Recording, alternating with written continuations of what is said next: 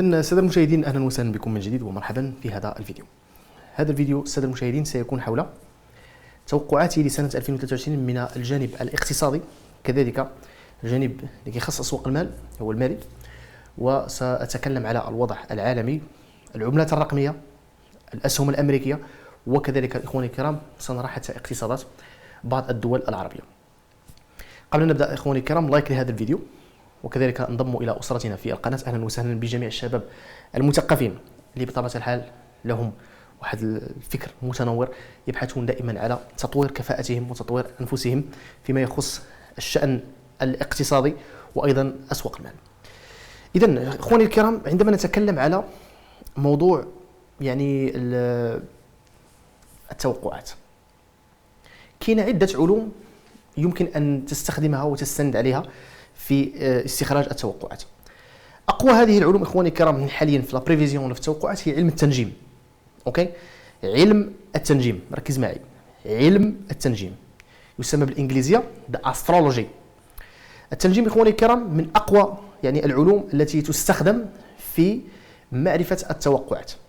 استخدمت من طرف العديد من يعني الملوك سابقا، من قياد الجيش، واذا حدود الساعه اخواني الكرام يعتمد عليها حتى في الول ستريت من اجل معرفه متى يمكن ان يكون هنالك صفقات رابحه او العكس بطبيعه الحال لتفاديها. كما شاهدتم الاخوان، اخر مره كان عندنا ما يعرف بالقمر الدموي، وحدثت واحد يعني هبوط كان تقريبا شبه حاد في الاسواق.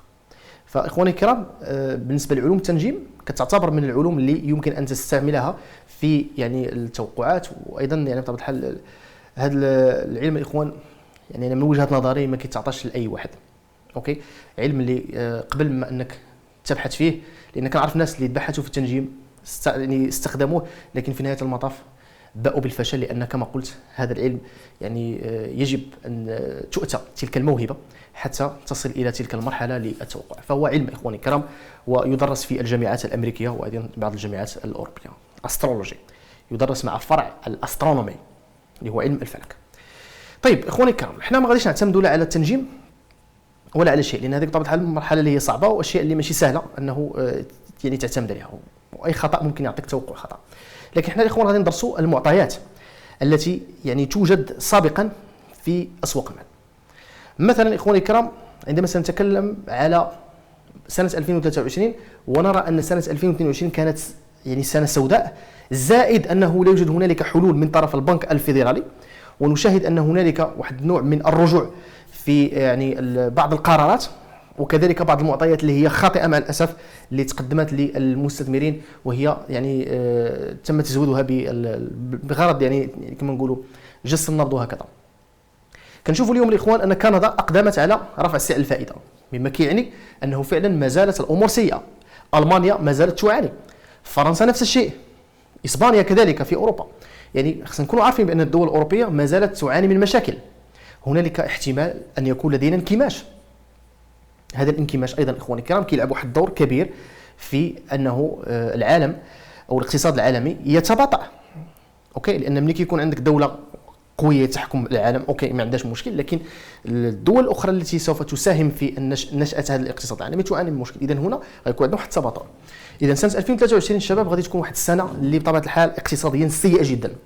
اوكي، ستكون سيئه جدا، واعتقد انه سيكون هنالك واحد انهيار بعض الدول اللي بطبيعه الحال اللي ما غاديش ترد البال الى عملتها، واذكر منها تركيا مثلا، اللي مع الاسف يعني سيكون مازال واحد التضخم، واحد الموجه من التضخم ستكون كبيره جدا، ستحطم يعني الاقتصاد وتعود به الى الخلف الى حين بطبيعه الحال يعني الرجوع الى الدولار في واحد التوقيت مؤقت. بعد ذلك يكون هنالك يعني اعاده لاستخدام الليره بواحد الوتيره بسيطه. تركيا اخواني الكرام حسب يعني الانجازات اللي كتقدمها الدوله عالميا، طبعا هي دوله محترمه، لكن مع الاسف الانفليشن سيقضي على عملتها وسيقضي كذلك على الدوله، وهذا غادي يقدر يجس حتى واحد النبض فيما هو سياسي، ويعطي ربما لبعض الاعداء تركيا في ان تتدخل يعني فيما بينها.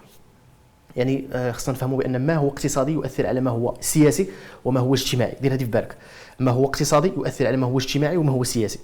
يعني الدوله اللي ما عندهاش مشاكل اقتصاديه، الناس كيعيشوا مزيان، الناس كيتطوروا، وكذلك ما كيكونش عندها حتى المشاكل الاجتماعيه. المشاكل الاجتماعيه الاخوان كنتكلموا على حالات الطلاق، نتكلم على رفع الارتفاع في نسبه البطاله، وكذلك مشاكل اخرى اجتماعيه مثل يعني مرض العقل الجماعي اذا صح التعبير، بحيث انه كيكون عندنا واحد النوع من الناس اللي متشائمه لا تريد ان تعمل، الناس اللي مع الاسف يعني كتكون واحد على عصبيه. هذا كله اخوان مرتبط بالشأن الاقتصادي.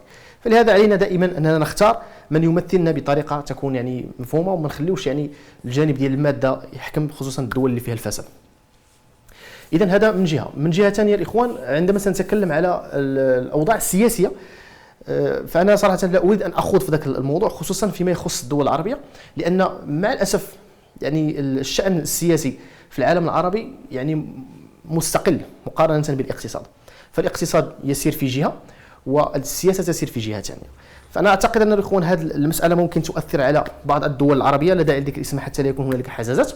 فبعض الدول العربيه ستعاني من مشاكل كذلك بسبب يعني هذه الامور الاقتصاديه، ونتمنوا الى ساكنيها بطبيعه الحال ومواطنيها الخير، ونتمنوا انه تمشي الامور بواحد الشكل مخالف لما اقول. كذلك الاخوان، اذا اردنا ان نتكلم قبل ما نختم باسواق المال، غنمشيو للشأن الاقتصادي في العالم العربي، وغادي نبدا بالمغرب. المغرب الاخوان بطبيعه الحال مع الاسف يعني يعاني من التضخم، لكن الناس مازال لم تستوعب حتى ما معنى التضخم. يعني ملي كتخرج للشارع وتتكلم مع ناس مثلا ولا اصدقاء كيقول لك واه الفلوس ما بقاتش فيها البركه، الحياه غلات، وما عارفينش بان كاين هنالك شيء اسمه التضخم. هذا الانفليشن الاخوان مازال في سنه 2023 غادي ياثر على المغرب بواحد الطريقه كبيره، لكنني ارى بان المغرب غادي بطبيعه الحال غادي يتجاوز هذه المرحله الا اذا كان بطبيعه الحال هنالك واحد التركيز على الانتاج. اوكي، التركيز على الانتاج وتخفيض الضرائب وعدم استعمال المواطنين كواحد الجدار لملء صناديق بطبيعه الحال من اجل ارضاء فئه وترك الفئه الثانيه. هذيك الفئه الهشه اللي بطبيعه الحال اليوم تحتقر، والفئه اللي مع الاسف كيقال اوكي اتركهم، هي النار اللي ربما قد تشعل كما نقولوا تشتعل في عند او ابان ظهور هذه الازمه الاقتصاديه. فالمغرب الاخوان غادي يعرف واحد الازمه مع الاسف، وكنظن ان هذه الازمه غادي تكون يعني سيئه جدا على الطبقه الفقيره.